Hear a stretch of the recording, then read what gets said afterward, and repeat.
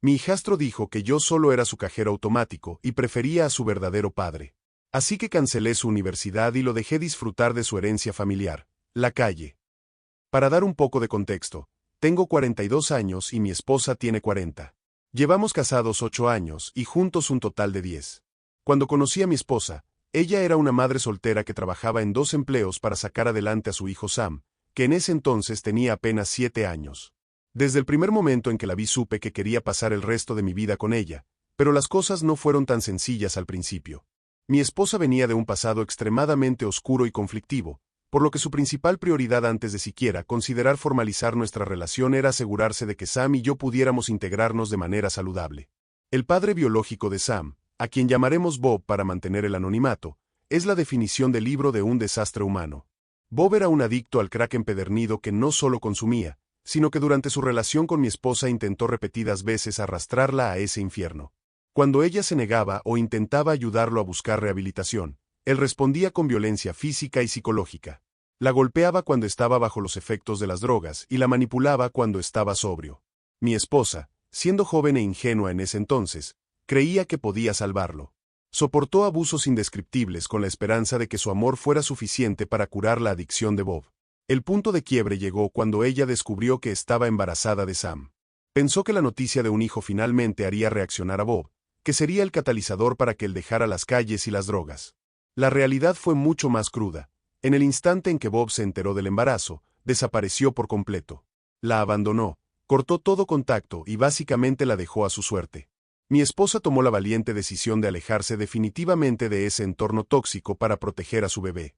Crió a Sam completamente sola durante 7 años, luchando contra la pobreza y el trauma, mientras Bob entraba y salía de prisión por delitos menores, posesión y robos. Cuando yo entré en la imagen, asumí el rol de figura paterna sin dudarlo un segundo. Pagué tratamientos dentales, asistí a cada partido de fútbol, lo ayudé con sus proyectos de ciencias y lo amé como si fuera de mi propia sangre. Sam nunca conoció a otro padre que no fuera yo. Construimos una vida cómoda, mi esposa pudo terminar sus estudios y conseguir un excelente trabajo, y yo prosperé en mi carrera. Todo parecía perfecto, al menos hasta hace unos meses. Sam ahora tiene 17 años y está en su último año de preparatoria, a punto de ir a la universidad. Siempre supimos que la adolescencia sería difícil, pero su comportamiento reciente cruzó la línea de la típica rebeldía adolescente para convertirse en algo oscuro, distante y francamente cruel. Dejó de hablar con nosotros, empezó a encerrarse en su habitación y respondía con monosílabos o gruñidos a cualquier intento de conversación. El conflicto principal estalló el viernes pasado. Había una alerta de tormenta severa en nuestra ciudad, con vientos huracanados y advertencias de inundaciones en varias zonas. Sam bajó las escaleras vestido para salir y anunció que iba a una fiesta en casa de un amigo al otro lado de la ciudad. Mi esposa, con un tono calmado pero firme, le dijo que de ninguna manera iba a salir con ese clima, que era peligroso y que las carreteras no eran seguras. Sam explotó. Comenzó a gritarle a su madre, llamándola controladora, histérica y usando un par de insultos que prefiero no repetir aquí. Ver a este chico, al que crié y amé, hablarle de esa manera a la mujer que sacrificó su juventud para que él no muriera de hambre, me hirvió la sangre. Intervine de inmediato, me paré entre los dos y le ordené a Sam que bajara la voz, que se disculpara con su madre y que se fuera a su habitación porque estaba castigado. Sam se rió en mi cara. Una risa fría y cargada de desprecio que jamás le había escuchado. Me miró de arriba abajo y me soltó las palabras que aún me resuenan en la cabeza. Me dijo que no tenía ningún derecho a castigarlo porque yo no era su verdadero padre. Me dijo que yo era solo un tipo con el que su madre se había casado por conveniencia para asegurar su futuro financiero, una simple billetera con patas. Agregó que él solo iba a recibir órdenes de su papá real y que estaba harto de vivir en una casa llena de hipócritas. Tras decir eso, dio media vuelta, empujó la puerta principal ignorando la lluvia torrencial y se fue caminando bajo la tormenta. Mi esposa se derrumbó llorando en el sofá.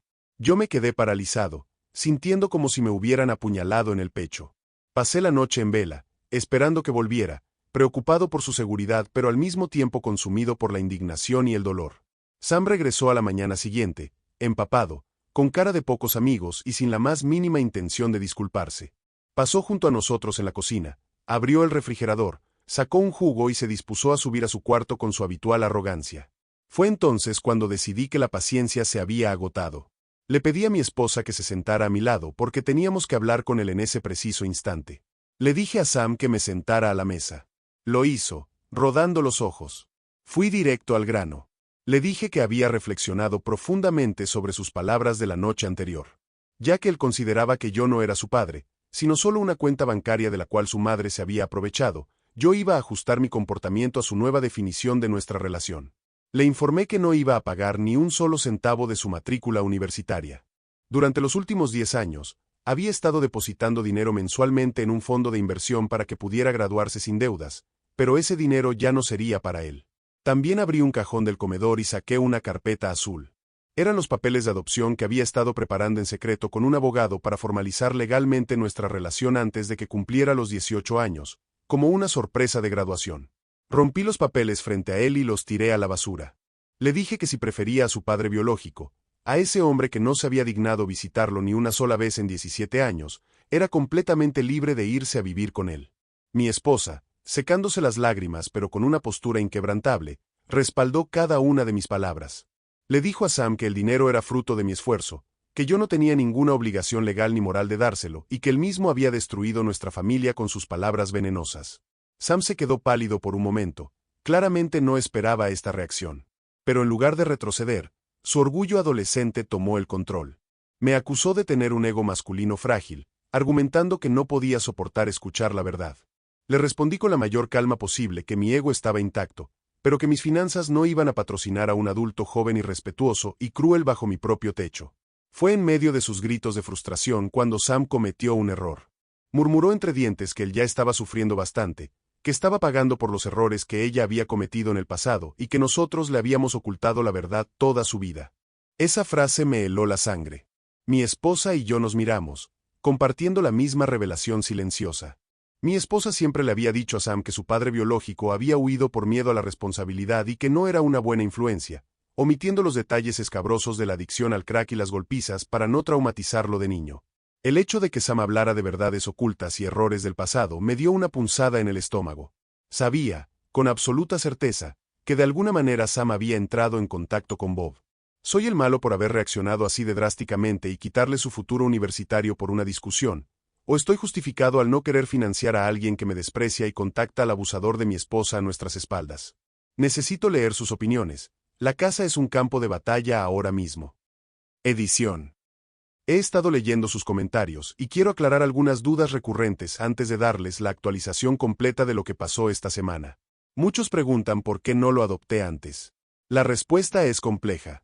Cuando Sam era más pequeño, la idea de la adopción requería contactar a Bob para que renunciara a sus derechos parentales. Mi esposa estaba aterrorizada de que iniciar ese proceso alertara a Bob sobre nuestro paradero y reavivara el ciclo de acoso y violencia. Decidimos esperar a que Sam fuera mayor, casi un adulto, para que el proceso fuera más un trámite simbólico donde la opinión de Sam tuviera el peso legal. Sobre los errores del pasado a los que se refería Sam, efectivamente, mi instinto no me fallaba. Gracias a los que sugirieron revisar sus dispositivos o hablar con él directamente, porque la verdad salió a la luz más rápido de lo que pensaba. Actualización 1. La corazonada que tuve era dolorosamente correcta. Sam había contactado a Bob. Después de la discusión inicial donde cancelé el fondo universitario, mi esposa le quitó a Sam las llaves del auto, su computadora y lo castigó indefinidamente. Durante esos primeros días de encierro, la tensión en la casa se podía cortar con un cuchillo. Mi esposa y yo tuvimos largas charlas nocturnas y decidimos que la única forma de desarmar la situación era enfrentarla con la verdad absoluta, por más brutal que fuera. Ayer por la tarde nos sentamos los tres en la sala. Mi esposa tomó aire y, con una fortaleza que admiro profundamente, le contó a Sam toda la historia de Bob. No omitió nada. Le habló de las noches de terror, de los golpes que la dejaron con costillas rotas, de las pipas de crack escondidas en los cajones, de cómo Bob intentó convencerla de prostituirse para conseguir dinero para drogas y de cómo la abandonó riéndose cuando ella le mostró la prueba de embarazo positiva.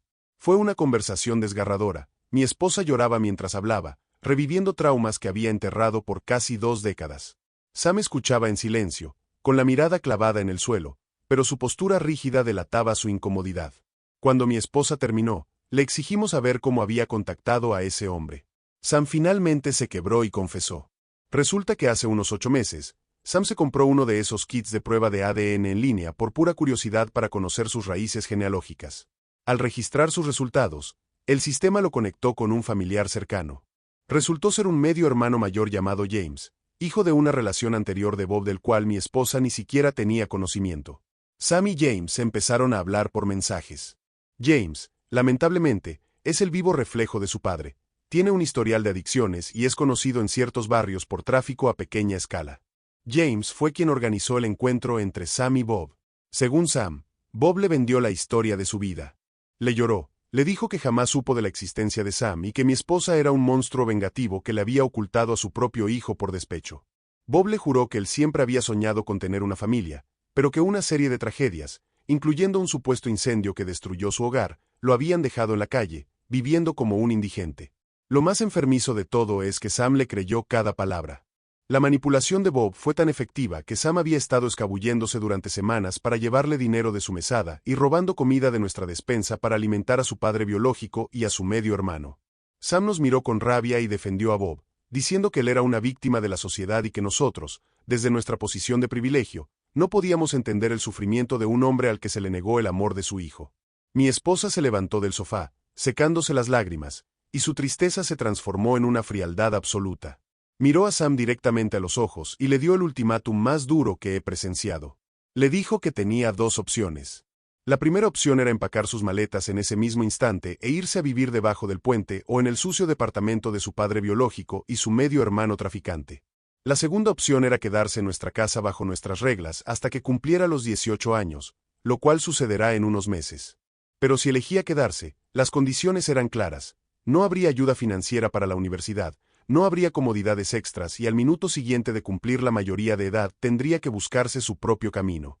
Además, le prohibió terminantemente volver a faltarnos al respeto. Mi esposa terminó la conversación con una frase que dejó a Sam mudo. Si después de escuchar cómo ese hombre me molió a golpes y te abandonó a tu suerte, aún decides creerle a él y despreciar todo lo que hemos construido para ti, entonces no hay nada más que discutir. Haz tu elección. Sam no dijo nada. Se levantó y se encerró en su cuarto. Han pasado 24 horas y no ha salido ni para comer. Estamos agotados emocionalmente. No sé qué va a decidir, pero sea lo que sea, algo en nuestra familia se rompió para siempre. Los mantendré informados. Actualización 2. Han pasado 3 semanas desde la confrontación y nuestra casa se ha convertido en un auténtico mausoleo. El silencio es tan denso que casi asfixia. Para responder a la pregunta que todos se deben estar haciendo, Sam decidió quedarse. Pero que nadie se confunda, no se quedó por amor, ni por arrepentimiento, ni porque haya recapacitado sobre el daño que nos hizo. Se quedó por pura conveniencia y necesidad básica. Resulta que la vida idílica que Bob le pintó no incluía un lugar donde dormir. Su padre biológico no tenía ni siquiera un colchón en el suelo para ofrecerle, alternando sus noches entre refugios para personas sin hogar, sofás de conocidos de dudosa reputación y la calle misma. Sam evaluó sus opciones y eligió seguir durmiendo en su cómoda cama con calefacción, comiendo la comida que yo compro con mi trabajo, pero actuando como si fuéramos sus carceleros. La comunicación se ha reducido a la nada absoluta. Sale de su cuarto solo para ir al baño o para buscar comida en la cocina cuando cree que mi esposa y yo estamos ocupados. Si nos cruzamos en el pasillo, aparta la mirada. Es como vivir con un fantasma rencoroso. Sin embargo, la verdadera tormenta estalló hace unos días y vino desde fuera de nuestras paredes. Estaba en mi oficina cuando recibí una llamada de mi esposa. Sonaba alterada pero al mismo tiempo con una extraña sensación de vindicación en su voz. Me dijo que encendiera las noticias locales en la computadora. Lo hice y ahí estaba. Bob había sido arrestado nuevamente. Esta vez no fue por simple posesión o por dormir en propiedad privada. Bob intentó asaltar a un anciano a plena luz del día en el estacionamiento de un supermercado usando un arma blanca. La policía llegó a tiempo porque los transeúntes intervinieron, y lo arrestaron en el acto. La noticia mostraba su foto policial y era una imagen patética y aterradora al mismo tiempo, el rostro consumido de un hombre que ha entregado su alma a la adicción. Esa noche, durante la cena, mi esposa rompió el hielo y puso el tema sobre la mesa frente a Sam. Queríamos ver si esto finalmente le abría los ojos, si ver a su héroe y padre real en las noticias por intentar apuñalar a un inocente rompía la ilusión. La reacción de Sam fue repugnante. Lejos de sentir vergüenza o decepción, se puso a la defensiva de una manera agresiva.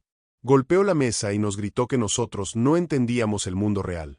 Defendió a Bob a capa y espada, argumentando que era una víctima del sistema, que la sociedad le había dado la espalda y que solo estaba intentando robar para poder conseguir algo de comida para sobrevivir.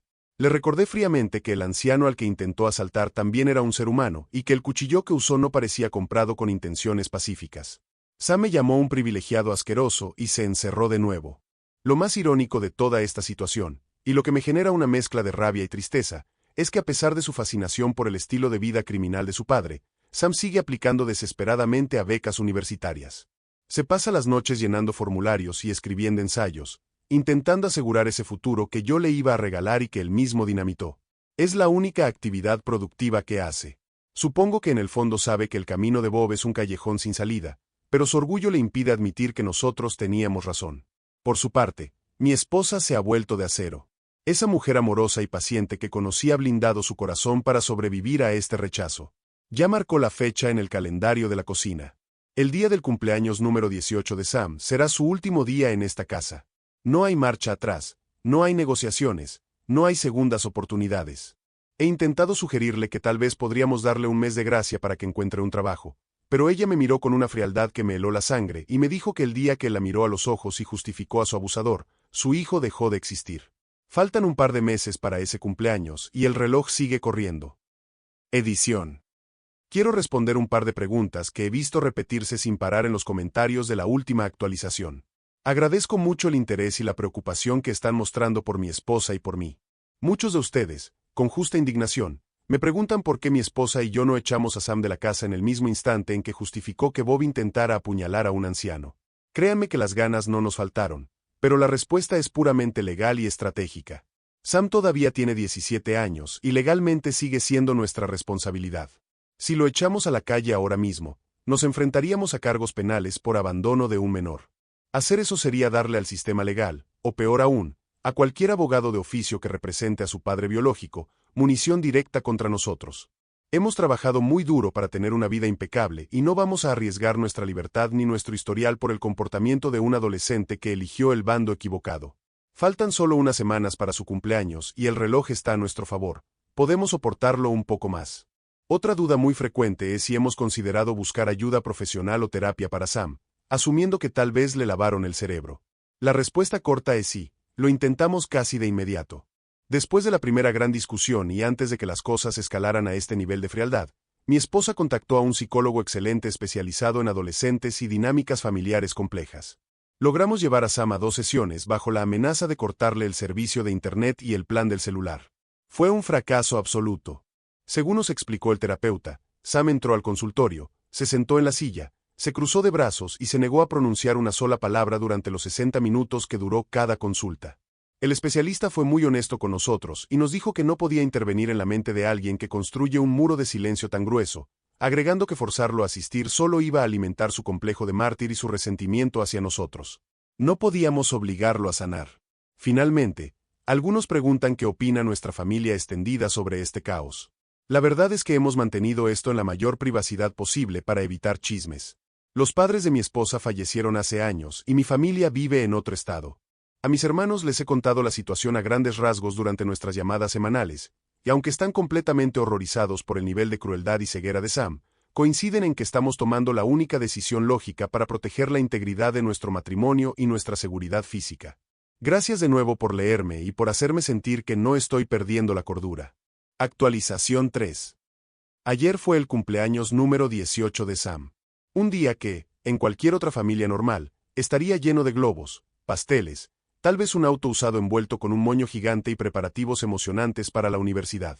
En nuestra casa, la mañana comenzó con cajas de cartón vacías apiladas en el pasillo frente a la puerta de su habitación. Pedí el día libre en el trabajo. No iba a dejar a mi esposa sola enfrentando esto. Habíamos acordado que la salida debía ser pacífica pero innegociable, y yo estaba ahí principalmente como barrera física para asegurar que Sam se marchara sin causar destrozos y sobre todo, para evitar que en un ataque de desesperación intentara dejar entrar a su medio hermano James o algún amigo indeseable a nuestra propiedad. A las 9 de la mañana, mi esposa tocó la puerta de Sam. Él abrió frotándose los ojos, esperando probablemente un saludo distante pero cordial, o quizás albergaba la secreta esperanza de que todo el ultimátum hubiera sido una exageración, un simple farol de padres enojados para asustarlo. Se equivocó rotundamente. Mi esposa lo miró de arriba abajo, sin una pizca de emoción en el rostro, y le dijo con una voz firme y calmada que ya era legalmente un adulto, que las reglas se habían establecido meses atrás y que tenía exactamente 2 horas para meter todas sus pertenencias en las cajas, empacar su ropa y abandonar la casa. Le entregó un sobre con $200 en efectivo, Le dijo que era un regalo de despedida para que al menos pudiera comer algo ese día y dio media vuelta. Sam se quedó congelado en el marco de la puerta. Pude ver cómo el color abandonaba su rostro. Tartamudeó, intentó levantar la voz. Preguntó si de verdad le estábamos haciendo esto el día de su cumpleaños. Di un paso adelante, me crucé de brazos y le respondí que él mismo había elegido este camino el día que decidió que sus lealtades estaban con un criminal que casi mata a su madre. Le recordé que el tiempo corría y que a las 11 de la mañana la puerta principal se cerraría detrás de él para siempre. No derramó una sola lágrima, pero la furia y el pánico en sus ojos eran evidentes. Empacó haciendo el mayor ruido posible, tirando cosas, azotando puertas, tratando de provocarnos para generar una pelea, pero nosotros nos mantuvimos sentados en la sala tomando café, ignorando su rabieta infantil. Sin embargo, el destino tiene un sentido del humor bastante retorcido, porque justo mientras Sam estaba sacando su última caja hacia el porche, mi esposa recibió una llamada de una antigua conocida del barrio donde solía vivir Bob, alguien que aún mantenía contacto por razones de trabajo social. La noticia que le dio nos dejó atónitos y sirvió como el clavo final en el ataúd de la rebeldía de Sam. Resulta que Bob, el mártir incomprendido, el héroe trágico de Sam, había hecho un trato con la fiscalía para salvar su propio pellejo. Para evitar una condena larga por el intento de robo a mano armada, Bob decidió convertirse en informante y entregó a la policía todos los detalles de las operaciones de tráfico de drogas de su otro hijo, James. Le dio a las autoridades ubicaciones, nombres, cantidades y escondites. Bob vendió a su propio hijo mayor al sistema penitenciario a cambio de una reducción de sentencia y libertad condicional. James fue allanado esa misma madrugada, arrestado y enviado directamente a prisión preventiva enfrentando cargos gravísimos por distribución de narcóticos. Bob, por su parte, salió caminando libre, traicionando a la única familia que le quedaba en las calles. Cuando Sam bajó por última vez, se lo contamos. Le dijimos la verdad sobre lo que su verdadero padre acababa de hacerle a su medio hermano. Sam palideció, negó con la cabeza, murmuró que éramos unos mentirosos patéticos intentando manipularlo hasta el último segundo, tomó su mochila y salió caminando bajo el sol de la mañana, arrastrando una maleta por la acera. Yo cerré la puerta con llave y activé la alarma. Mi esposa y yo nos sentamos en el sofá, en medio de la casa ahora vacía de su presencia, y finalmente rompimos a llorar. Lloramos por el niño que criamos, por el futuro que se perdió y por el alivio inmenso de que la pesadilla bajo nuestro techo hubiera terminado. Decidimos tomar un par de semanas de vacaciones, apagar los teléfonos y alejarnos de todo para sanar. Actualización 4. Ha pasado casi un año desde que Sam cruzó esa puerta. Pensé mucho si debía escribir esta última actualización, pero siento que le debo una conclusión a esta comunidad que me acompañó en los momentos más oscuros de mi vida y me dio perspectivas que necesitaba escuchar. Mi esposa y yo estamos mucho mejor. Fuimos a terapia de pareja, reconstruimos la confianza que la situación había erosionado y nuestra casa volvió a ser un santuario de paz. Ya no hay gritos, ya no hay tensión. Lentamente, hemos vuelto a sonreír y a planear nuestro futuro juntos, un futuro que ahora solo nos incluye a nosotros dos. Lamentablemente, la historia de Sam tomó el rumbo que todos temíamos, pero que era inevitable sin nuestra red de seguridad. Su vida se estrelló contra un muro de concreto a una velocidad aterradora. Sin el dinero que yo proveía, sin la estructura que imponía su madre y cegado por su lealtad tóxica, siguió exactamente los pasos del hombre que idealizó. Meses después de irse, James salió de prisión bajo fianza y Sam se fue a vivir con él a un apartamento miserable. Durante ese tiempo, la realidad de la adicción golpeó a Sam. Entró y salió de un par de clínicas de rehabilitación baratas financiadas por el Estado. Tuvimos noticias suyas a través de llamadas a altas horas de la madrugada, no para pedir perdón, sino para exigir dinero. Primero fueron $50 para comida, luego 200 para renta. Nuestra respuesta siempre fue la misma, uno rotundo y colgar el teléfono. No íbamos a financiar su autodestrucción. La situación con su familia biológica implosionó de manera espectacular. A pesar de que Bob había delatado a James, Sam en su delirio seguía defendiendo a Bob, justificando su traición como un acto de desesperación. Esto desató una pelea violenta entre Sam y James. James, furioso porque Sam defendía a la rata que lo había mandado a la cárcel, lo echó a golpes del apartamento a mitad de la noche. La última vez que tuvimos contacto directo con Sam fue hace unos 3 meses. Nos llamó desde un teléfono público, llorando de verdad esta vez, diciendo que estaba viviendo en un campamento de indigentes, pasando frío y hambre. Le dijimos que nos partía el corazón escucharlo así, pero que le habíamos advertido exactamente sobre este desenlace. Le sugerimos que buscara un refugio y ayuda estatal, pero mantuvimos nuestro límite financiero cerrado. No hubo más llamadas después de eso. En cuanto a Bob, El karma finalmente cobró todas las deudas juntas. Su libertad condicional duró lo que un suspiro. Falló múltiples controles de drogas y fue incapaz de mantener siquiera un trabajo limpiando pisos. Cuando la policía fue a buscarlo para revocar su libertad condicional y enviarlo de vuelta a la cárcel, Bob se resistió al arresto. En un estado de alteración inducida por sustancias, intentó apuñalar a un oficial de policía con un destornillador. Ese acto de locura le sumó 4 años a su condena de forma automática. Pero eso no fue lo peor. Durante la investigación posterior a su arresto, los detectives encontraron pruebas contundentes en sus pertenencias que lo vinculaban indirectamente como cómplice en un caso de homicidio no resuelto relacionado con un ajuste de cuentas por drogas de hace un par de años. Eso le añadió 6 años más sin derecho a fianza. Bob fue sentenciado y estará encerrado en una prisión estatal de máxima seguridad hasta el año 2033. Para cuando termine su condena, será un hombre viejo, con el cuerpo destrozado por décadas de abuso de crack y sin la más mínima posibilidad de reinserción social. Es muy probable que muera tras las rejas, y francamente, es el único lugar donde el resto de la sociedad está a salvo de él. El futuro de Sam es un enorme y doloroso signo de interrogación. Creció teniendo todas las oportunidades del mundo, educación privada, vacaciones, cenas calientes y 2 padres que lo amaban profundamente, pero decidió que la genética pesaba más que la crianza. Decidió abrazar la oscuridad de un padre que nunca hizo nada por él. Me duele en el alma pensar que el niño al que le enseñé a andar en bicicleta ahora vaga por las calles buscando cómo sobrevivir un día más, atrapado en el mismo ciclo infernal que su medio hermano y su padre. A veces me pregunto si pude haber hecho algo diferente, si fui demasiado duro aquel día de la tormenta, pero luego recuerdo las costillas rotas de mi esposa y la frialdad con la que él defendió a ese monstruo. No podíamos salvarnos a nosotros mismos, sin dejarlo hundirse en las aguas que él mismo eligió navegar. Gracias a todos por leerme, por los consejos y por hacerme ver que proteger mi hogar y mi matrimonio no me convertía en el villano de la historia. Esta será mi última actualización. Cierro esta cuenta y este capítulo de mi vida para siempre.